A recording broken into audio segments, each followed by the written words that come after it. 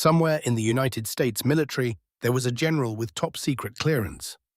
He knew the patrol routes, he knew the shift changes, he knew exactly where the gaps were, and he sold every single one of them to the Sinaloa Cartel.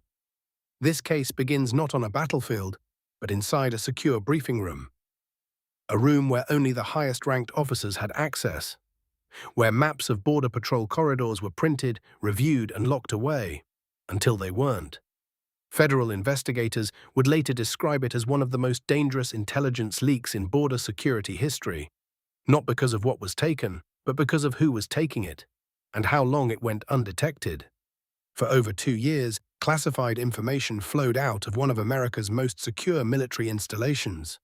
Patrol schedules, checkpoint rotations, surveillance blind spots, everything the cartel needed to move product across the border, and everything the US government had spent billions of dollars to protect.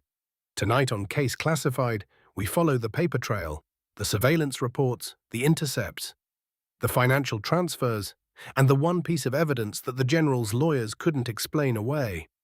To understand this case, you need to understand what kind of man we're talking about. This wasn't a low-level officer looking for a way out. This was someone who had served for over 30 years, someone who had earned the trust of the US Army's highest command, someone who had clearances that most soldiers never see in an entire career.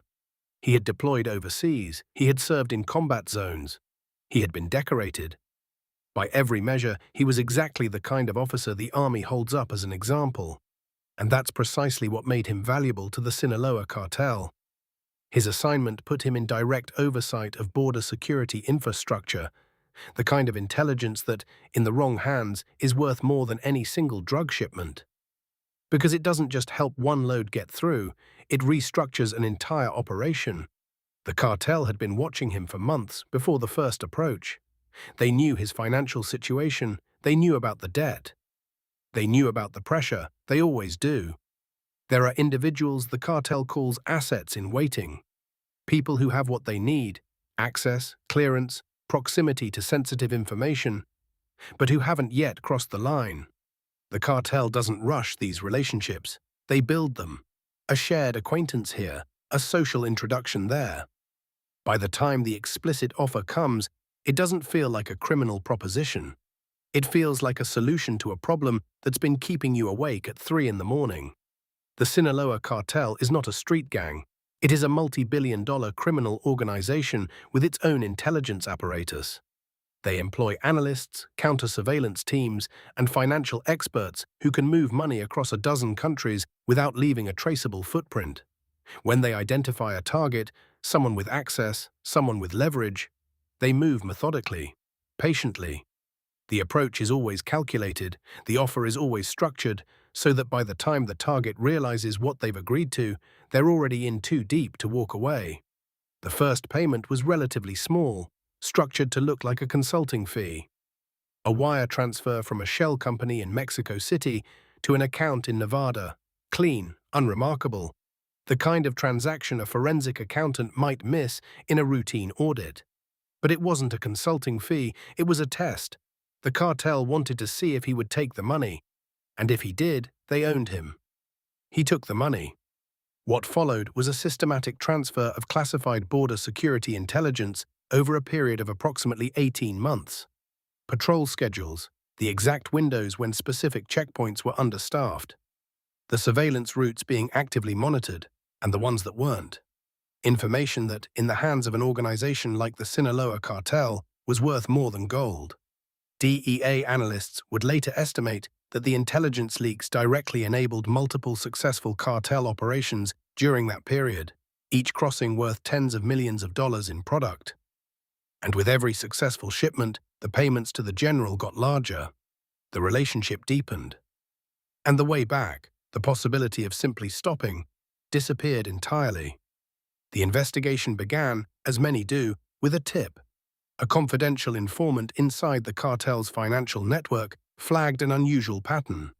Payments going to someone inside the US military.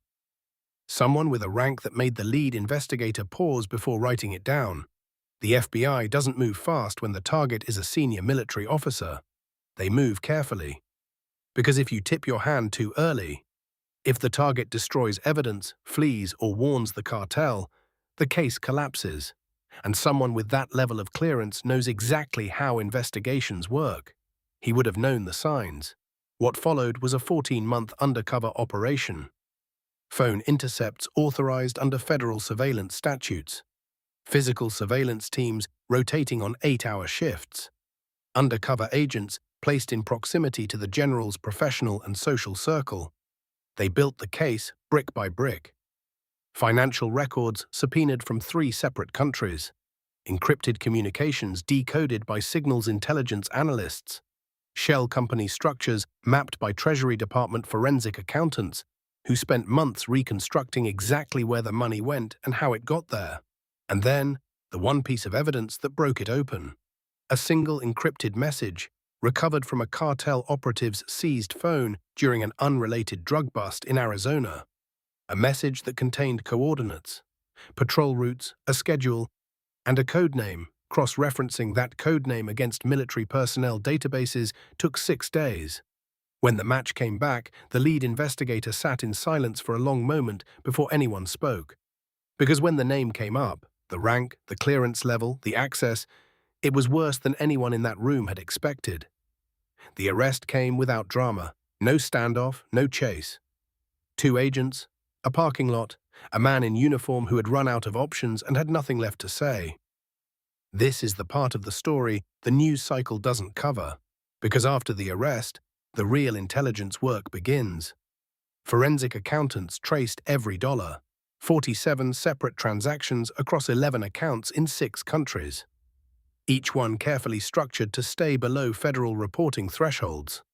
Each one connected to the next through a web of shell companies so complex it took a team of 12 analysts 8 months to fully reconstruct. The Signals Intelligence Division reconstructed over 2,000 encrypted communications. A complete record of the betrayal, date by date, message by message, payment by payment. The Counterintelligence Division spent the following year assessing the full damage. How many operations were compromised? How many agents may have been inadvertently exposed? How many shipments crossed the border because of what he sold? Those assessments remain classified. The federal indictment ran to 47 pages, bribery, conspiracy, providing material support to a criminal organization, unauthorized disclosure of classified national defense information. The prosecution's closing argument came down to 4 words. Who did he serve? The jury answered in 4 hours. Guilty on all counts. The sentence, 23 years in federal prison. No parole. The general who had spent 30 years earning the trust of the United States Army will spend the next 2 decades in a cell. Some of the classified documents used as evidence at trial remain sealed. The full scope of what he gave away, the routes compromised, the operations exposed, the lives put at risk, may never be fully known to the public. That's the part they keep redacted. Every case has a paper trail. The arrests, the trials, the sentences, those make the news, but the real story is always in the documents, the intercepts, the financial records, the classified assessments that never see the light of day. That's what Case Classified is here for. If you came here for the files, for the operations, the intelligence, the cases they didn't want you to see, subscribe. Because there's more. A lot more. Drop a comment. Which part surprised you most? The access he had, the cartel's patience, or how close he came to getting away?